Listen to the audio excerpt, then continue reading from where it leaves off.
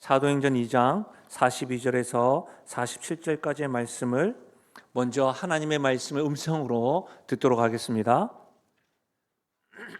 그들이 사도의 가르침을 받아 서로 교제하고 떡을 떼며 오로지 기도하기를 힘쓰니라. 사람마다 두려워하는데 사도들로 말미암아 기사와 표적이 많이 나타나니 믿는 사람이 다 함께 있어 모든 물건을 서로 통용하고 또 재산과 소유를 팔아 각 사람의 필요를 따라 나눠주며 날마다 마음을 같이하여 성전에 모이기를 힘쓰고 집에서 떡을 떼며 기쁨과 순전한 마음으로 음식을 먹고 하나님을 찬미하며 또 온 백성에게 칭송을 받으니 주께서 구원받는 사람을 날마다 더하게 하시니라. 아멘.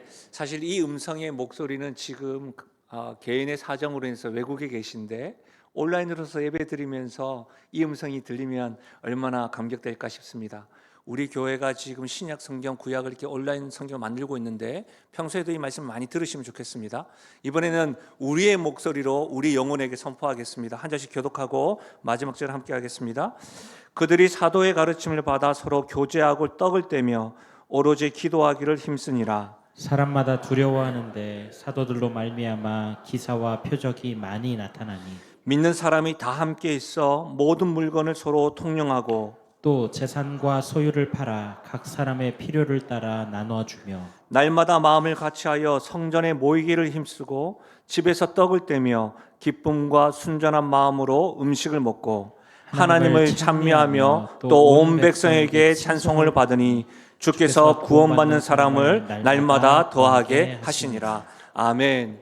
전 본문의 말씀을 가지고 예배하는 교회라는 제목으로 말씀을 나누겠습니다. 요한복음을 본문 중심으로 이렇게 강의하다가 12월 달에 딱 들어서서 우리가 교회에 대해서 지금 배우고 있습니다. 이는 2023년보다 2024년도에는 더 건강한 성도, 더 건강한 교회가 되어서 하나님을 기쁘시게 하고 사람을 행복하게 하기 위함입니다. 우리는 지금 초대교회의 모습을 통해서 집중적으로 교회에 대해서 배우는 것이 지금 세 번째인데요. 첫 번째와 두 번째 기억나시는지 모르겠습니다. 또 어떤 말씀이 여러분에게 지금까지 기억이 되어져서 새겨지고 있는지, 혹은 소수의 몇 분들이 다 잊어버리신 것 같아서 제가 복습을 잠시 하도록 하겠습니다. 여러분, 첫 번째는 말씀을 전심으로 배우는 교회였습니다. 그러니까 우리 교회가 붙잡아야 될 초심이 뭐냐? 52년이나 되었던 우리 교회가 또 신앙생활했던 많은 성도님들이 붙잡아야 될 초심이 뭐냐? 그것은 말씀입니다. 어떤 체험과 경험보다도 내가 가지고 있는 지식보다도 말씀을 최우선으로 두어야 된다고 말씀드렸습니다. 그 무엇보다도 말씀 되시는 예수 그리스도를 배우기를 전심을 다해야 된다고 말씀드렸습니다. 그래야 우리 가운데 영적인 성장이 일어납니다. 그래야 말씀 되시는 그리스도를 배움으로, 이해함으로, 경험함으로 그분을 닮아가서 성장을 멈추지 않을 수 있다고 말씀드렸습니다. 실제로 우리는 다시 오실 예수님, 재림하실 예수님, 그날까지 우리는 성장을 멈추지 말아야 합니다. 이것을 신학적인 용어로 성화라고 이야기합니다. 그렇죠? 말씀을 통해서 우리는 계속해서 성장할 수 있는 것이죠. 두 번째로는 사랑하는 교회였습니다.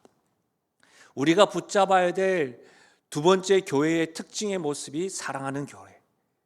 생각이 다르고 문화가 다르고 기질과 은사가 다릅니다. 제가 그러면서 지난주에 이렇게 표시를 하면서 피부 색깔 톤도 다르라고 했습니다. 21호, 22호, 23호, 27호 뭐 이렇게 관심도 다릅니다. 그렇게 다른 성도들이 모여서 교회가 억지가 아니라 자발적으로 사랑하고 서로 사랑하기를 힘써야 된다고 했습니다. 이렇게 다른 우리가 어떻게 사랑할 수 있느냐? 그 근거는 바로 우리를 향한 하나님의 사랑으로 가능하다고 하였습니다. 기억나십니까? 그래서 제가 2024년도에 서로 사랑하기 프로젝트 해서 세 가지를 말씀드렸습니다. 내년에 할 거라고. 첫 번째는 뭐 했죠? 명찰을 만들 거라고. 명찰을 만들 거라고. 1부와 2부 예배를 드리면 평생을 못 볼 수도 있습니다. 같은 영신교회고. 그래서 저희가 온 세대 통합 예배를 하는데요. 그리고 이렇게 보면 권사님이신지 집사님이신지 장로님이신지 모를 때가 있습니다. 그래서 말 걸고 싶은데 이렇게 해서 가시는 분도 있고 하시는 분도 있고 그렇게 하는 경우가 있습니다. 저는 어렸을 때 장로님과 권사님들에게 말씀을 배웠다고 했고 그분들의 사랑을 이렇게 받아서 이렇게 성장했는데 실제로 우리 다음 세대 아이들의 이름을 불러주시고 집사님과 권사님과 장로님들이 이렇게 터치 한번 해주시는 것이 그 아이들에게 얼마나 큰 사랑이 되는지 모릅니다. 다음 세대들도 우리 장로님과 권사님과 집사님들의 이름을 부르고 서로 그런 일들을 할 것입니다. 조금 안 해본 것이라 어색하고 귀찮을 수 있습니다. 그러나 반복해서 우리가 서로 이름을 불러주는 일을 할 겁니다. 그리고 프로젝트 서로 사랑의 프로젝트 두 번째가 뭐였냐면 영적인 언어를 사용하자. 많은 영적인 언어가 있겠지만 우리 한번 연습해 볼까요? 옆에 분을 바라보시면서 감사합니다. 이것이 영적인 언어라고 했습니다. 범사에 감사하라. 다른 것보다 우리 마음 가운데 감사가 넘쳐나야 되는 거죠. 또 옆에 분들에게 이렇게 한번 인사하실까요? 그럴 수도 있죠. 네, 그럴 수도 있죠. 네, 그럴 수도 있죠. 네, 그럴 수도 있죠. 네. 때로는 내가 이해가 되지 않습니다. 왜 저러지? 그럴 수도 있죠. 그럴 수도 있죠. 이것이 영적인 언어입니다. 영적인 언어. 세 번째로 나눔 사역에 동참해 주십시오라고 했습니다. 서로 사랑하기 위하여. 그래서 그 이유 중에 하나가 뭐라고 했죠? 중보기도에 참여하는 거. 누구든지 중보기도 훈련자가 있으니까 기도 제목을 서로 나누는 거예요. 공유하는 거예요. 그래서 오늘 1부 예배 끝나고도 우리 집사님 한 분이 중보기도 나눔을 해주셔서 또 제가 그 자리에 가서 또 바로 기도해드리고 그 기도 제목을 또 중보기도 팀과 같이 기도하겠습니다라고 했습니다. 그리고 중식으로 섬겨주셔서 감사한데 그 섬김이 우리 다음 세대들도 같이 동참하게 해주십시오. 그래서 제가 사랑 나눔 박스에서도 어른들만 준비하고 하는 것이 아이들이 같이 준비해서 그것을 알게 해주십시오라고 해서 말씀드렸었습니다. 사랑하는 여러분 부탁드립니다. 서로 사랑하는 교회, 아는 것으로 멈추지 말고 사랑이라고 하는 가치를 우리가 붙잡아야 한다고 한다면 붙잡고 행동으로 그렇게 행동하는 교회가 바로 영신교회가 되기를 주님의 이름으로 축복합니다. 사랑하는 여러분, 우리는 지금 초대교회의 모습을 통해서 우리가 배워가고 있는데 오늘 세 번째 모습은 한번 따라 하실까요? 예배하는 교회. 예배하는 교회가 우리가 붙잡아야 될 세 번째 교회의 모습입니다. 한번 실제로 한번 생각해 보십시오. 지금 우리가 예배 드리고 있는데 교회 다니는 사람들이 교회가 예배해야 된다는 것을 모르는 사람들이 있을까요? 교회라고 딱 생각할 때 가장 먼저 떠오르는 단어는 예배 아니겠습니까? 실제로 예배는 어떤 상황 속에서도 멈춘 적이 없습니다. 전쟁이 있을 때에도, 그렇죠?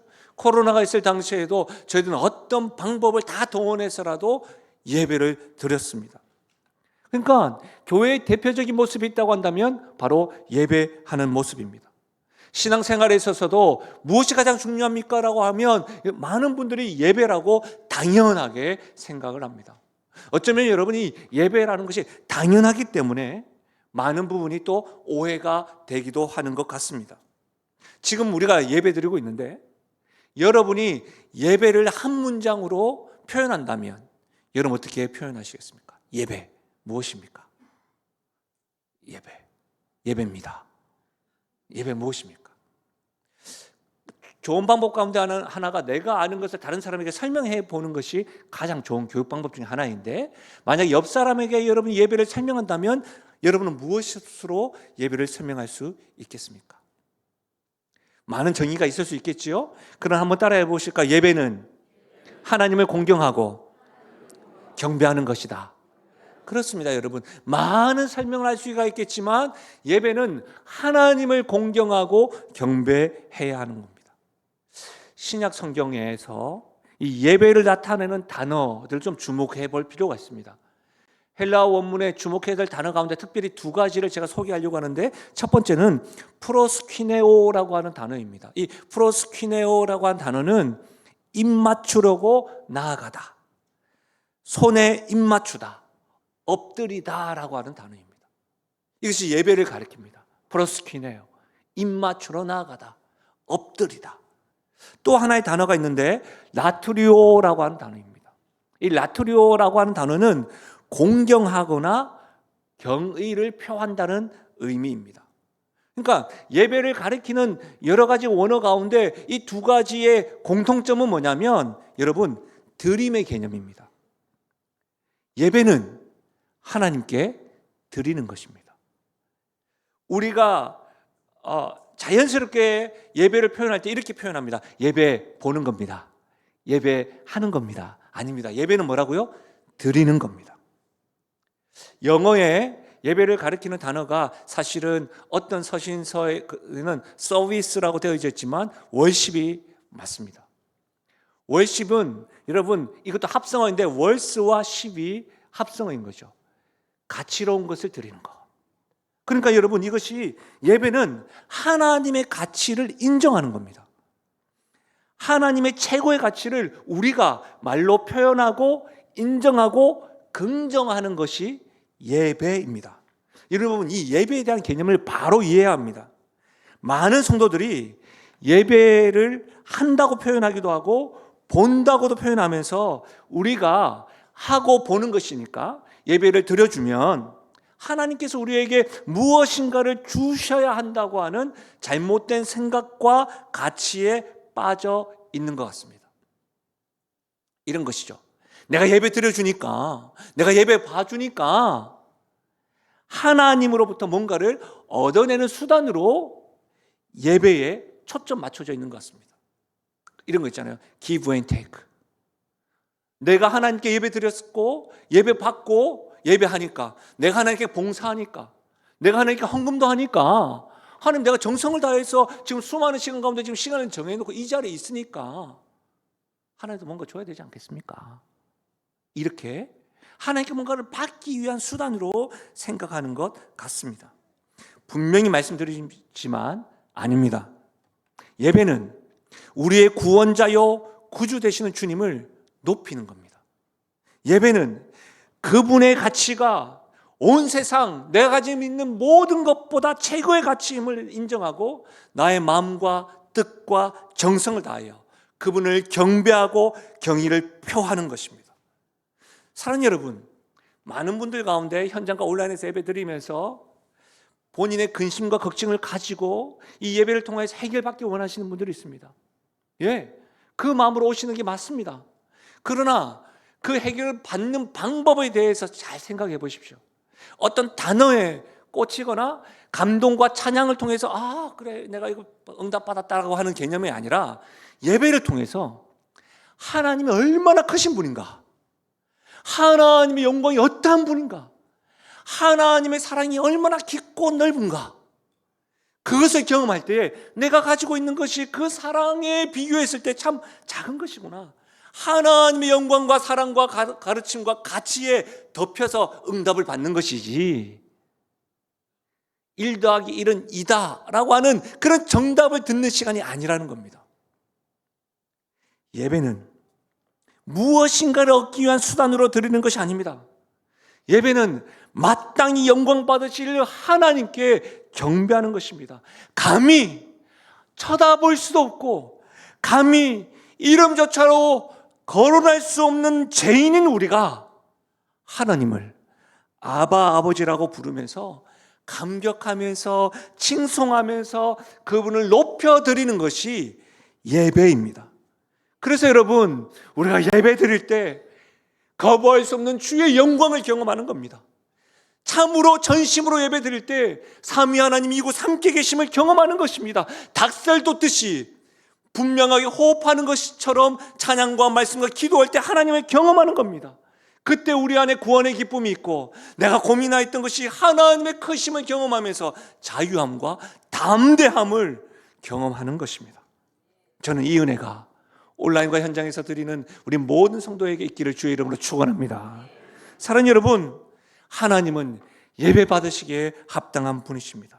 그래서 우리는 하나님을 갈망하고, 그래서 우리는 그분의 이름을 열망하고, 그래서 우리는 예배 가운데 임하신 하나님 영광을 사모해야 될 줄로 믿습니다.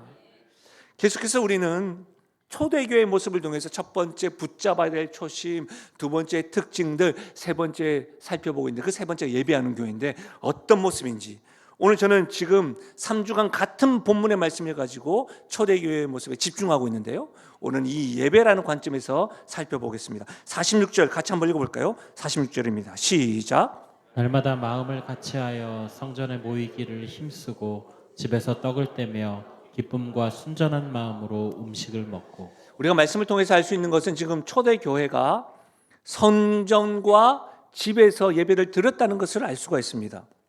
그래서 어떤 분들은 이 말씀을 이렇게 해석을 합니다. 성전에서 예배드렸고 집에서 예배드렸으니까 초대교회에서 성전에서 예배드리는 공적 예배가 있었고 집에서 드리는 비공식적인 예배가 있었다. 또 어떤 분들은 공적인 예배가 있었고 집에서 드렸으니까 가정 예배가 있었다. 또 어떤 이들은 공적으로 예배드렸고 개인적으로 예배드렸다라고 예배의 종류를 말씀하시는 분들이 있습니다. 예배의 종류, 저는 예배의 종류를 따지기 전에 이 예배에 대한 이해가 초대교회 성도들도 어떠하였는지 이해하는 것이 굉장히 중요하다고 봅니다. 여러분, 히브리서 말씀을 통해서 초대교회 성도들이 어떤 예배에 대해 생각을 하고 있었고 어떤 변화가 있었는지를 알 수 있는 말씀이 있는데 굉장히 중요한 말씀입니다. 한번 들어보십시오. 히브리서 10장 1절과 4절과 11절입니다. 율법은 장차 올 좋은 일의 그림자일 뿐이요 참 형상이 아니므로 해마다 늘 드리는 같은 제사로는 나아오는 자들을 언제나 온전하게 할 수 없느니라. 이는 황소와 염소의 피가 능히 죄를 없이 하지 못함이라. 제사장마다 매일 서서 섬기며 자주 같은 제사를 드리되 이 제사는 언제나 죄를 없게 하지 못하거니와. 무슨 말씀이냐면 구약의 제사에 대해서 알 수 있는 것은 뭐냐면 여러분 구약의 제사는 해마다 늘 제사를 드렸다는 거예요. 해마다. 그리고 제사의 제물이 무엇이었습니까? 황소와 염소의 피였습니다. 그렇죠? 다시 한 번 더 말씀을 보여주시면 히브리서 10장 11절에 특별히 제사장마다 매일 서서 섬기고 자주 같은 제사를 드렸다고 하는 거예요. 그렇죠? 생각해 보십시오. 매일, 자주, 해마다 제사를 드렸다는 말은 이 제사의 효력이 하루 이틀을 지나지 못했다는 겁니다. 그러니 매일 드렸다는 거예요. 황소의 피와 염소의 피를 통하여 제사함을 매일 드렸다는 거예요. 매일 용서해 주세요. 용서해 주세요. 황소의 피와 염소의 피가 완전한 제물이 아니었다는 겁니다. 그럼 우리는 이런 질문이 생깁니다. 왜 하나님께서는 율법을 통하여 해마다 날마다 자주 매일 온전하지 않는 황소의 피와 염소의 피로 제사 드리게 했을까요? 그것은 여러분 불완전한 제사를 하나님께서 요구하신 것은 장차 올 좋은 일, 누구요? 예수님의 제물로 완전한 제사가 오기까지 그림자로 요구한 겁니다. 실체를 경험하기 전에 그림자로 너희들이 먼저 해봐라는 거예요. 그래서 여러분 히브리서에 이 말씀이 선명하게 기록되어져 있는데 여러분 이것을 믿음으로 한번 고백해봐요. 우리가 예배가 어떤 것인지, 우리가 어떤 은혜로 이 자리에 있는지 함께 읽어보겠습니다. 히브리서 10장 12절, 14절, 18절인데 같이 읽겠습니다. 시작. 오직 그리스도는 죄를 위하여 한 영원한 제사를 드리시고 하나님 우편에 앉으사 그가 거룩하게 된 자들을 한 번의 제사로 영원히 온전하게 하셨느니라. 이것들을 사하셨은즉 다시 죄를 위하여 제사 드릴 것이 없느니라. 아멘. 이 막 닭소리 듣고 막 이래야 돼요. 이 말씀이 잠시 읽었지만 이해가 되십니까? 한 영원한 제사를 드리시고 한 번의 제사로 영원히 온전하게 하셨고 다시 죄를 위하여 제사 드릴 것이 없느니라. 누가 오심으로? 예수님이 오심으로. 다시 죄를 위하여. 그전에 예수님 오시기 전에 어떻게 했다고요? 매일 해마다 자주 드렸던 그 제사가 예수님의 한 번으로, 예수님이 십자가에서 한 번 죽으심으로 영원한 속죄가 일어났다는 거예요. 예수님이 십자가로 우리는 영원하게 온전하게 되었고 모든 죄를 다 용서받았고 그 용서가 영원한 유효가 있는 거예요. 그래서 주님이 하시는 일들로 인하여 우리는 지금 예배드리면서 칭송하는 거예요. 경배하는 거예요. 감사하는 거예요. 이것이 예배라는 거예요. 여러분, 초대교회 성도들은 지금 이 히브리서의 말씀과 같은 이 말씀을 베드로를 통해서 설교를 들었습니다. 우리가 읽진 않았지만 사도행전 2장에 베드로의 설교가 기록되어져 있어요. 이 메시지예요. 여기서 주목해야 될 것은 여러분 우리가 교회 모습을 배우면서 초대교회는 놀라운 경험을 했죠. 성령 충만의 경험을 했죠. 각 지방에 있는 사람들이 우리 지방에 있는 사람이 아님에도 불구하고 방언을 하기 시작하는 겁니다. 지방어 정도가 아니라 외국어들 막 하기 시작하는 겁니다. 손대면 병자들이 치유되는 역사들이 있었다는 겁니다. 베드로를 통해서 매년, 매월, 매주, 매일 드리는 제사가 예수 그리스도의 십자가와 부활하심을 완성되었다라고 하는 그 설교를 초대교회는 알았고 들었다는 겁니다. 제가 왜 이것을 강조하죠? 그럼에도 불구하고, 알았음에도 불구하고 그들의 모습을 보십시오. 46절 우리가 읽었잖아요. 날마다 성전에 모이기를 힘쓰고, 알았음에도 불구하고 성전에서 예배드렸다는 말은 초대교회 성도들은 성령 체험을 하고 성령 충만을 경험하였고 주의 말씀을 제대로 들었고 이제는 완전한 예배, 예수님이 와서 우리가 예배를 온전히 드릴 수 있다는 것을 알고 있음에도 불구하고 날마다 성전에 모이기를 힘쓰고 공적 예배를 도외시하지 않았다는 겁니다. 모이기를 힘썼다는 거예요. 아는 것만으로 머물지 하지 않고 모이기를 힘을 다해서 했다는 겁니다. 어떤 경험보다 체험보다 공적 예배에 힘썼다는 겁니다.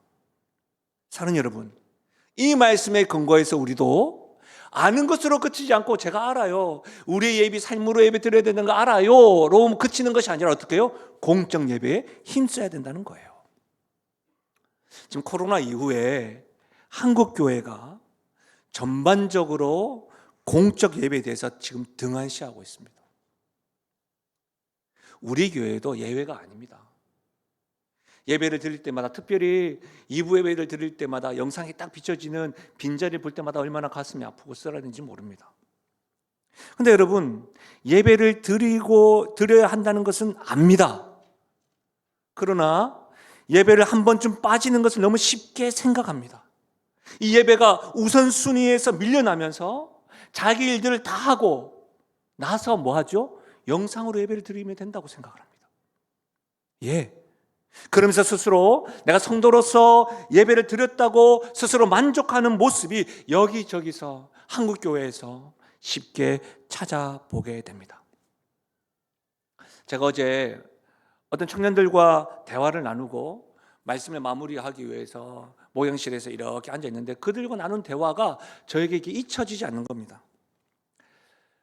2명의 청년과 대화를 했는데 외국에서 영어 공부를 하고 온 청년이 한국에 들어와서는 이것저것 일들이 많다 보니 자기가 외국에서 영어가 우선이 되어가지고 공부를 했는데 한국에서는 이것저것 하다 보니까 그 영어가 우선순위에 밀렸다고 합니다.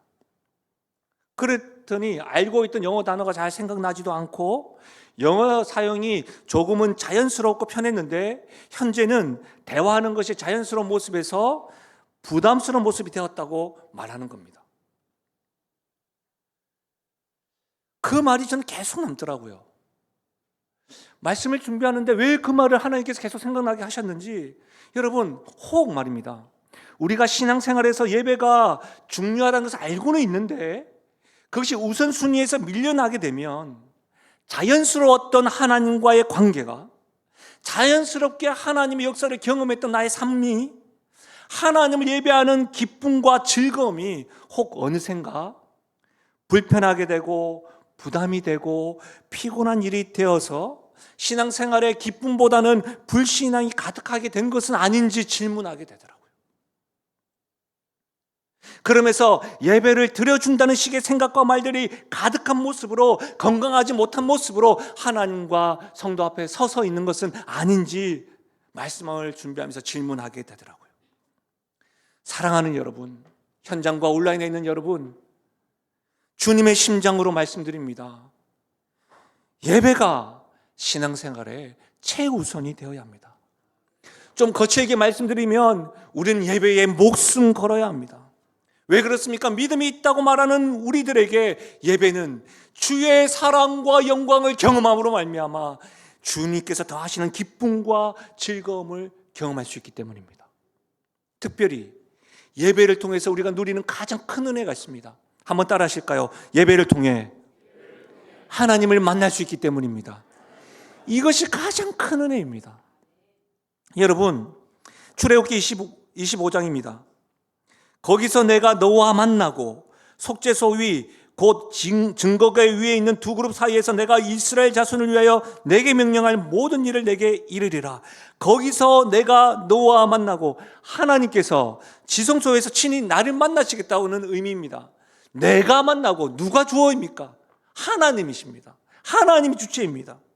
사실 여러분, 죄인은 우리는 절대로 하나님을 만날 수가 없습니다. 우리 스스로 하나님을 찾을 수도 없습니다. 하나님이 계시로, 하나님이 나타나시고, 하나님이 우리에게 다가오시고, 하나님이 보여주셔서 우리가 만날 수 있는 겁니다. 그런데 놀랍게도 하나님께서 거기서 내가 너와 만나고, 하나님께서 우리를 먼저 찾으시고 먼저 만나시겠다고 하셨습니다. 이것이 예배의 본질입니다. 그래서 우리는 예배에 이렇게 목숨 걸어야 하는 것이죠. 사랑하는 여러분, 예배를 통해서 우리는 하나님을 만날 수가 있습니다. 예배를 통해서 하나님은 어떤 분인지 알 수가 있는 겁니다.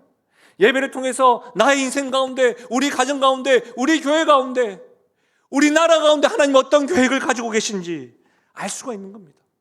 예배를 통해서 하나님의 사랑이 죄인된 나를 예수 그리스도를 통해서 용서하셨다고 한다면,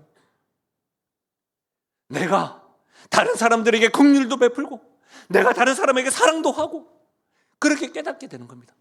나는 사랑할 힘이 없는데 예배를 통해서 하나님의 사랑을 경험하게 되면 그렇게 변하기 시작하는 겁니다. 영원하시고 영광스러운 하나님에 대해서 우리가 계속해서 주님을 경험함으로 말미암아 나의 여러 가지 상황들이 크신 하나님으로 인하여 이것이 담대함으로 해결되기 시작하는 겁니다. 사랑하는 여러분, 예배를 통해서 하나님께서는 계속해서 우리에게 거하시고 함께 하시고 말씀하시고 만나주십니다. 그래서 우리는 그 하나님을 공경하고 그 하나님을 경배하고 찬미하고 감사하는 것입니다. 그래서 예배는 보는 것이나 하는 것이 아니라 드리는 겁니다. 그래서 여러분, 예배야말로 이런 측면으로 보면 하나님과 성도인 우리가, 죄인된 의인이 된 우리가, 하나님의 자녀가 된 우리가 소통하는 시간입니다. 그 하나님과 소통을 하고 깨달은 우리가 성도들 간에 소통하는 그런 길이 바로 예배인 것입니다. 그러나 요즘 많은 성도들은 이 세상의 문화와 트렌드를 앞세우고, 또 요즘 시대가 그 어떤 시대보다 개인주의가 팽배하면서 이 예배에 개인적인 취향을 적용시키는 경우가 있습니다. 자신의 입맛에 맞는 것을 선택적으로 구입하고 평가하듯이 예배를 선택하고 평가하기도 합니다. TV와 영화와 공연을 보듯이 그런 거 있잖아요. 관객의 입장에서 평가합니다. 예배를. 설교 평가합니다. 오늘 찬양대 평가합니다. 봉사자 평가합니다. 교회 건물을 평가합니다. 성도들의 표정을 평가합니다. 성도들의 신앙을 평가합니다. 심지어 제가 최근에 들었던 이야기 가운데 설교자와 봉사자의 외모도 평가한다고 하더라고요. 저는 압니다. 여러분이 저의 외모를 평가하는 점수는 100점이라는 걸 압니다. 안 통하군요. 그렇게 평가한답니다. 그런데 사랑하는 여러분, 분명히 아셔야 합니다. 예배의 주체자요, 예배의 평가자는 하나님밖에 없습니다. 예배의 관객은, 예배의 청중은 우리가 아니라 하나님밖에 없습니다. 할렐루야. 이 사실을 아셔야 됩니다. 우리가 잘 아는 말씀입니다. 요한복음 4장 23절 같이 한번 읽어볼까요? 함께 읽겠습니다. 시작. 아버지께 참되게 예배하는 자들은 영과 진리로 예배할 때가 오나니 곧 이때라. 아버지께서는 자기에게 이렇게 예배하는 자들을 찾으시느니라. 누가 찾는다고요? 아버지께서, 아버지 하나님께서 예배하는 자들을 지금도 찾으신다. 무슨 말입니까, 여러분? 지금도 하나님이 참되게 예배하는 자를 찾고 있다는 겁니다. 하나님은 지금 우리의 예배를 주목하신다는 겁니다. 하나님의 관객이 되어서, 하나님의 청중이 되어서 우리의 예배의 태도와 자세와 중심을 평가하신다는 겁니다. 우리가 아닙니다. 감히 우리가 어떻게 예배의 영광 앞에 우리가 평가하는 겁니까? 잘못된 겁니다. 예배를 통해서 만나시는 하나님이 지금도 예배드리는 우리들을 바라보시고 있다는 겁니다. 사랑하는 여러분, 많은 교회에게 영향을 미쳤던 A.W. 토저가 그의 책에서 이렇게 말하였습니다. 한번 들어보십시오. 그리스도인의 삶에서 실패하는 이유는 예배에서 하나님을 경험하지 못하기 때문이다. 그러면 우리는 이런 질문을 해봐야 됩니다. 내가 그리스도인인데 나의 삶에서 실패하는 경우가 예배에서 하나님을 경험하지 못하기 때문이다. 그럼 지금 현장과 온라인에서 예배드리고 있는 우리가 하나님을 경험하고 있는가? 예배에 대한 나의 지금 중심과 태도가 하나님이 찾으시는 예배자인가? 한번 객관적으로 질문해 봐야 되지 않겠습니까? 우리는 매주마다 드려지는 공적 예배를 통해서 나는 하나님을 만나고 있는가? 이 질문을 해봐야 하는 것이죠. 여러분, 수년간 예배를 드리잖아요. 지금 앞으로도 드릴 거잖아요. 근데 내가 매주마다 예배를 통하여 은혜를 경험하는가, 하나님을 경험하는가, 이 질문을 해봐야 된다는 거예요. 왜 그렇습니까? 여러분, 1년이면 52주입니다. 그렇죠? 최소 52주 동안 개근을 하시면 52번은 예배 드린다는 말입니다. 그리고 오후에 온세대 통합 예배를 드린다고 하시는 분은 104번을 드린다는 말입니다. 좋아요. 온세대 통합 예배는 드리진 않고 1부나 2부 예배를 드리거나 또 다음 세대 예배를 드리거나 교사로 섬기시는 분은 또 104번을 드리겠죠. 근데 여러분, 또 교회에 우리 뭐 부흥회도 있고 집회도 있고 이런 거 있잖아요. 그런 계산 해보니까 대충 여러분 한 150번 드리더라고요. 1년에. 특세만 해도 일주일 드리니까 그렇게 드리면 여러분, 그렇게 계산을 해보면 여러분 5년이면 몇 번 드리는 줄 아세요? 한 800번 정도 드려요. 약. 그럼 10년이면요 8, 2, 16 1600번을 드려요. 20년이면요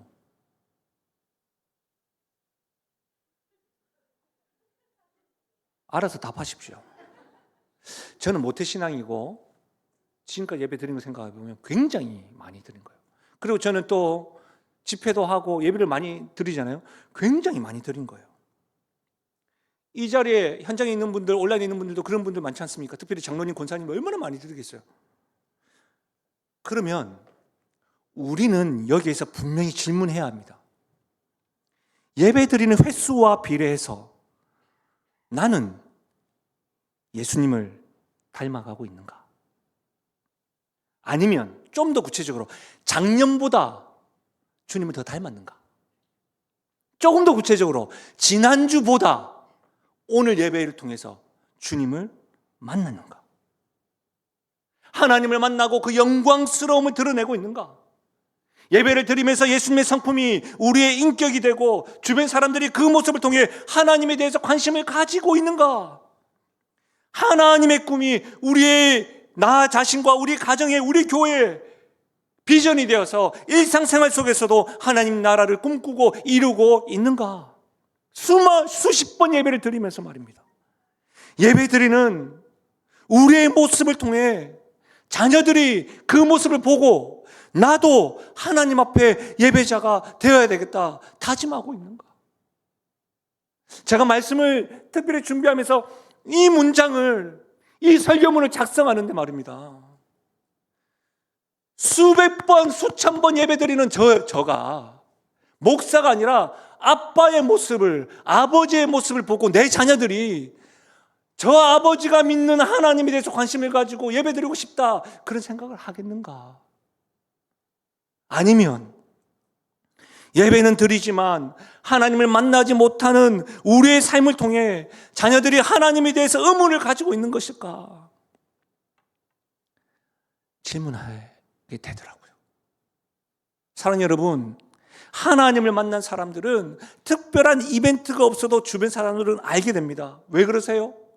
온 세상의 주인이시고 왕 되신 하나님을 단 한 번이라도 예배를 만나는 인생이라고 한다면 자빠지고 넘어지고 쓰러진다 할지라도 그 한 번의 만남을 기억하면서 다시금 용기를 가지고, 자빠지고 넘어지고 아프다 할지라도 나의 인생이 바뀌고 좌절의 순간에서도 기쁨 되시는 하나님을 인하여 담대한 믿음으로 믿음의 자리에 서는 것을 가까이 있는 사람 보기 때문입니다. 미움이 지난주까지 가득했는데 예배를 통해서 하나님의 사랑을 경험하면, 지난주까지는 어떤 누구도 용서하지 못했는데 용서가 되는 모습을 보면 하나님이 참으로 살아계시는구나. 분노가 끊이지 않는 삶에서 용서의 마음이 흘러넘치게 되는 겁니다. 부정적인 입술이 믿음의 고백으로 하나님 앞에 담대히 나가는 겁니다. 나는 안 된다, 우리 자녀들은 안 된다, 우리 부모님은 안 된다 하는데 주님이 함께 하시면 된다, 이렇게 되는 겁니다. 영신교회는 안 된다, 누가 그래요? 머리 대신 주님이 계시면 된다. 이것이 믿음의 고백으로 바뀌게 되는 겁니다. 이와 같이 예배를 통해서 하나님을 경험하고, 예배를 통해서 그분이 어떠한 생각을 가지고 얼마나 크신 분이시고 내가 받은 구원과 그 구원의 깊이와 사랑을 깨닫는 자들마다 한 번을 드리든 수십 번을 드리든 예배 드릴 때마다 예수님을 닮아가고 주의 영광으로 인하여 세상에서나 어디서나 하나님의 자녀로 담대히 살아갈 수 있는 우리의 모두가 되기를 주님의 이름으로 부탁드립니다.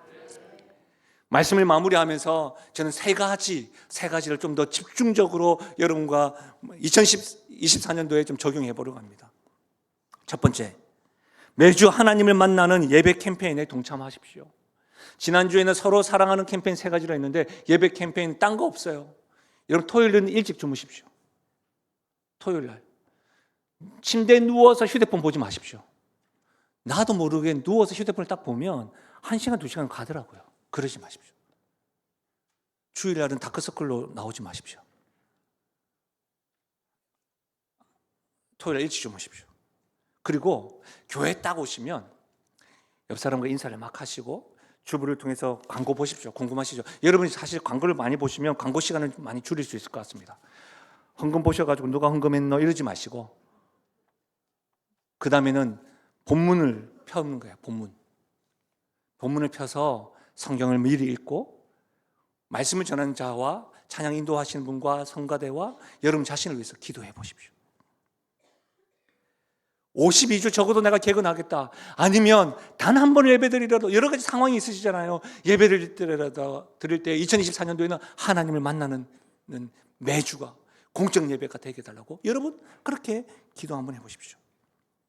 부탁드립니다. 우리 교회는 9시 30분과 11시 30분에 예배를 드리잖아요. 정각에 오지 마십시오. 10분 전에 여러분 찬양팀이 찬양을 합니다. 여러분 준비 찬양이라는 건 없습니다. 찬양이 시작될 때부터 여러분이 준비한 집에서 걸어오실 때부터 예배가 시작되는 겁니다. 그래서 여러분 그때부터 찬양으로 예배를 깊이 들어가십시오. 전통적인 교회들마다 본인들이 앉는 자리가 다 있습니다. 그렇죠? 그래서 저 자리에 내가 앉았는데 왜 안 비키지? 이렇게 하시는 분들도 있습니다. 예, 힘드시겠지만 그런 자리 고수하셔도 좋습니다. 그러나 저는 앞자리부터 좀 앉으시면 좋겠습니다. 듬성듬성 앉으시고 일찍 오셨는데 이거를 좌우, 이게 사투리로는 가에 먼저 앉으시면 중간에 못 들어갑니다. 일찍 오신 분들은 중간에 또 앉아 있어 주십시오. 제가 개인적으로 바람은 봉사자들이 좀 있으시면 안내팀들이 이 골목마다 있어가지고 앞으로 나와 주십시오, 앉아 주십시오 이렇게 하시면 될 것 같은데, 왜냐하면 부득불 늦게 오시는 분들이 앞자리에 오기는 힘듭니다. 혹 저에게 냄새가 나나요? 그래서 다 뒤로 가시는 건가요? 뒤에 있어야지 화면이 잘 보이고 그런 이유가 있겠지요. 그러나 여러분, 우리가 좀 더 주님 앞에 가까이 간다는 상징적으로 그런 일들도 있으면 좋겠습니다. 성경책을 들고 오시는 건 어떠실까요? 스마트폰이 다 있지만 직접 내 손때를 묻히고, 적어도 내 손때를 묻힌 성경책을 우리 자녀들에게 주겠다, 그런 마음으로 성경책 줄도 꺼보시고 하시는 건 어떠실까요? 핸드폰은 잠시 꺼두십시오. 여러 가지 캠페인들이 많이 있을 수 있지 않습니까? 그리고 우리 교회 1층에 카페가 있어서 그것이 좀 더 이게 좀 주의할 것이 있는데, 여러분 음료수는 본당만큼은 반입하지 마십시오. 우리가 공연장에 가도요 못 가져가게 합니다. 감히 공연장과 주께서 함께 하시는 예배당을 어떻게 해? 그렇죠? 이곳 자체가 거룩한 곳이 아니라 하나님께서 함께 하시기 때문입니다. 그럼 적어도 우리가 그런 준비를 하면서 했으면 좋겠습니다. 매주입니다. 이와 같은 여러 가지 캠페인들을 스스로 한번 적용해 보셔서 동참하시면 좋겠습니다. 두 번째로, 작은 교회 예배에 힘쓰기로 작정하시면 좋겠습니다. 우리 영신교회가 어려움이 있을 때에 목장 모임 소그룹으로 믿음의 선배님들이 이렇게 똘똘 뭉쳐서 교회를 지탱해 오셨습니다. 제가 부임하고 그 모습을 경험하고 참 감동이었습니다. 그러면서 제가 실수 아닌 실수를 한 것 같습니다. 자율적으로 소그룹에 참여하라고 제가 말씀드렸었거든요. 네. 저는 그게 신앙적으로 좀 더 건강하다고 생각했기 때문입니다. 그런데 2024년도에는 등록 교인이시라고 한다면 다 소속되도록 하겠습니다. 그렇게 하셔서 여러분 양육과 돌봄과 영적 교제를 꼭 하십시오. 대예배만 드리고 흔히 말하는 대그룹만 드리고 가시면 소속감이 없으시면 안 됩니다. 부탁드립니다. 영적인 외톨이가 되지 마십시오. 교육자와만 컨택을 하지 마시고, 교육자와는 컨택이 안 되더라도 작은 교회와 성도 안에서 깊이 교제를 나누는 것이 건강함입니다. 꼭 기억하십시오. 물론 작은 소그룹을 만나면 어려움이 있을 수 있습니다. 갈등을 겪기도 합니다. 오해도 받습니다. 그러나 여러분, 전반적으로 무익한 것보다 유익한 것들이 더 많습니다. 우리가 뭐가 무서워서 장을 못 담는 그렇지는 못하지 않겠습니까? 마지막 세 번째로 부탁드리고 싶은 건 예배 후에도 은혜를 흘려보내는 시간을 보내십시오. 예배는 소통이라고 했습니다. 하나님과의 소통, 그 받은 은혜들을 서로 나누는 겁니다. 여러분, 제가 이제 뭐 이렇게 집회를 가보고 다른 교회 가보면 또 어떤 목사님들이 오시면 이렇게 이야기하죠. 교회 분위기 좋네요, 따뜻하네요, 표정을 보니까 알겠네요, 뭐 이런 나름의 어떤 교회에 좋은 분위기가 있습니다. 그렇죠? 여러분, 제가 여러분이 생각한 것 이상으로 많은 교회를 가봤거든요. 가보면 은혜가 넘치는 교회는 어떤 교회냐면 예배가 끝나도 성도들이 바로 떠나지 않습니다. 같이 교제합니다. 저도 여러분 교제한다는 의미를 잘 어떻게 교제해야 될까 모르셔서 또 급한 일이 있어서 가시는 분 말고는, 모르시는 분들은 적어도 한 명 정도는 안부를 한번 물어봐 주십시오. 앞에 지금 마스크를 쓰고 있으면 감기 걸렸어요? 무슨 일 있어요? 그렇게라도 안부를 물으시면서 시간을 보내시면 좋겠습니다. 사랑하는 여러분, 예배를 끝나자마자 교인들이 금세 다 가버리는 교회는 은혜로운 교회가 아닙니다. 왜 그렇습니까? 말씀입니다. 그들은 날마다 마음을 같이하여 날마다 성전에 모였고 날마다 집에서도 떡을 떼며 순전한 마음으로 음식을 먹었다고 했습니다. 이런 일들이 우리가 지금 교회에 대해서 2024년도를 꿈꾸면서 초대교회의 모습으로 주께서 가르쳐 주시는 대로 우리 교회도 이런 일들이 일어나길 바랍니다. 꼭 기억하십시오. 매주마다 예배를 드리면서도 밑빠진 독이 스스로 되지 마십시오. 서로 사랑하라는 말씀을 듣고, 말씀을 전심으로 배운다는 말씀을 듣고, 예배한다는 그 말씀을 듣고 나가자마자 다 쏟아내지 마십시오. 폭포수와 같은 주의 은혜를 경험하고 난 이후에도 스스로 쏟아내고 받지 않는 어리석은 성도가 되지 마시고, 거부할 수 없는 주의 영광, 예배 드리면서 주께서 말씀하시고 찬양을 통해서 기도를 통해서 경험하였던 그 세미한 주의 음성을 품고 나누십시오. 사랑하는 여러분, 2024년도에는 그 어느 것보다 예배에 힘쓰고 예배의 우선순위를 담아서 예수님을 닮아갈 뿐만 아니라 그 어느 해보다 주의 영광, 살아계시고 실존하시고 실제하시고 고치시고 회복시키시고 일으키시는 그 하나님을 많이 누리시며 나아가는, 그 하나님께 반응하고 찬양하고 감사하며 나아가는 우리 모든 교회가 되시기를 주의 이름으로 축원합니다.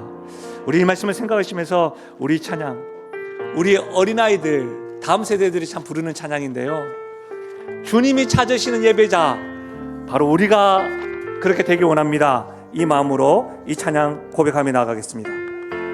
나는 하나님을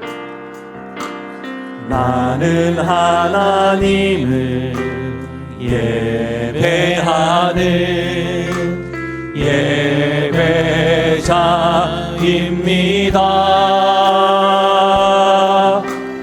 내가 서 있는 곳 어디서나 하나님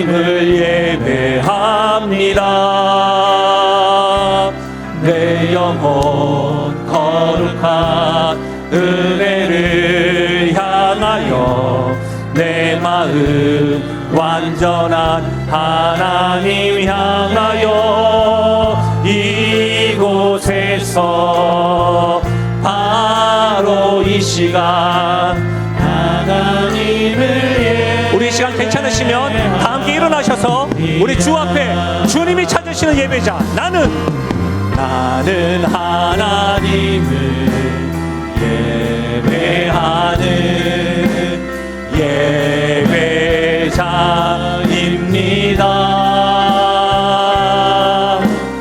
내가 서 있는 곳 어디서나 하나님을 예배합니다. 내 영혼 거룩한 은혜를 향하여 내 마음 완전한 하나님 향하여 이곳에서 바로 이 시간 하나님을 우리 전심으로 다시 한 번 더 고백하실까요? 내 영혼 거룩한 은혜를 향하여 내 영혼 거룩한 은혜를 향하여 내 마음 완전한 하나님 향하여 바로 이 시간 바로 이 시간 하나님을 우리의 구원자요 구주 되시는 주님을 예배합니다. 찬양합니다. 예배합니다. 찬양합니다. 주님만 날 다스리소서. 예배합니다. 찬양합니다. 주님만 홀로 높임 받으소서. 우리 최고의 목소리로 하나님만을 예배합니다. 찬양합니다. 주님만 날 다스리소서. 예배합니다. 찬양합니다. 주님 홀로 높임 받으소서. 사랑하는 여러분, 요한복음을 이렇게 강해하는 것을 멈추고 교회에 대해서 말씀을 들으실 때에 불편한 마음이 들 수도 있습니다. 2023년도를 반성하다 보니 이 말씀이 나에게 걸림돌이 될 수도 있겠다 싶습니다. 그러나 주님의 마음은 걸림돌이 아니라 그렇다고 한다면 내가 바라는 마음은 2024년도에 이와 같은 건강한 성도, 이와 같은 건강한 교회를 바라는 마음으로 우리에게 말씀을 들려주시는 겁니다. 저도 부모입니다. 자녀들에게 나의 예배하는 모습을 통하여 우리 자녀가 다른 누구보다도 나의 자녀들이 하나님을 만났으면 좋겠습니다. 수십 번 수백 번 예배 드리는 것 가운데 어제보다는 오늘 더 주님을 깊이 만나고 싶습니다. 우리 2024년도에 영광 받으실 하나님, 그 하나님을 공경하고 경배하면서 내가 수십 번 수백 번 매주마다 주님을 만나는 은혜가 있게 하여 달라고, 예배하는 성도요 예배하는 교회 되게 해달라고 말씀을 기억하시며 소리내어 함께 기도하며 나가겠습니다. 하나님 아버지, 참으로 감사함을 드립니다. 오늘 말씀 가운데 우리에게 들려주신 하나님 아버지, 우리 예배의 관객이 되어주시고 우리 예배의 청중이 되어주시는 하나님 아버지, 하나님이 지금도 신령과 진정으로 예배드린 자를 찾고 계시다는 사실을 알아 우리가 마음껏 나의 구원자여 구주 되시는 주님을 예배하고 경배하며 공경하며 경외함이 나가는 그러한 시간들 될 수 있도록 도와주시고, 우리의 구원자여 구주 되시는 하나님, 우리 하나님의 영광스러움과 우리 하나님의 놀라우심과 우리 하나님의 사랑의 깊이와 넓이를 경험함으로 말미암아 우리가 가지는 여러 가지 문제점들과 답답함들이 해결되어지고 담담 믿음으로 나아가는 예배자가 될 수 있도록 도와주길 소원드립니다. 이 예배드림으로 인하여 하나님 아버지, 그 신 하나님 살아계신 하나님, 실존하신 하나님, 실제하신 하나님, 고치시고 치유하신 하나님, 그 하나님을 경험하며 나가는 은혜가 있게 하여 주시옵소서. 오 아버지 하나님 도와주시옵소서. 주님 아버지께서 이끌으시고 함께 하여 주시옵소서. 하나님, 2023년도를 주님의 말씀으로 반성하고 2024년도에 더 건강한 성도, 더 건강한 영신교회가 되기 위하여 말씀을 통하여 특별히 교회에 대해서 우리에게 주시는 말씀을 배우고 있습니다. 특별히 아버지 하나님, 예배에 대한 바른 이해를 가지고 예배는 보고 하는 것이 아닌 나의 구원자여 구주 되신 하나님께 드리는 것임을 알고 마음껏 주님을 칭송하고 마음껏 주님을 찬양하고 마음껏 우리의 구원자여 구주 되시는 하나님께 감사하며 나아가는 우리를 되게 하여 주시옵소서. 그리하여 거부할 수 없는 주의 영광과 주님의 사랑의 깊이와 넓이와 주님의 크심을 경험할 때마다 내가 가지고 있는 문제들이 예배를 통하여 하나님을 통하여 해결되어지고 믿음으로 담대히 나아가는 믿음의 용사들, 믿음의 성도들 되게 하여 주시옵소서.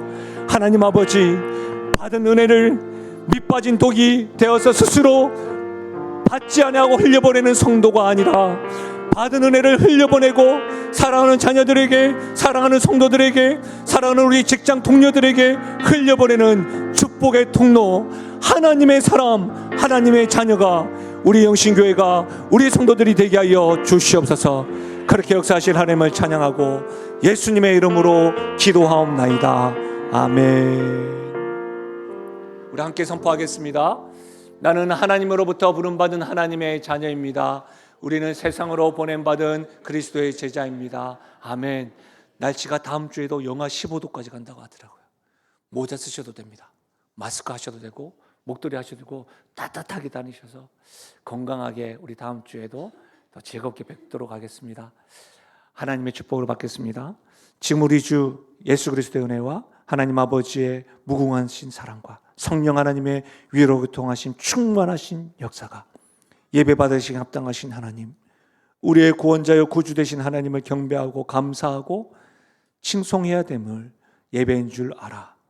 하나님이 찾으시는 예배자가 바로 내가 되겠습니다라고 결단하고 고백하며 나아가는 모든 주의 백성들 머리 위와 그들의 가진 것 생업 위에, 특별히 사랑하는 다음 세대 머리 위에 지금으로부터 영원토록 함께 하시기를 축원하옵나이다. 아멘.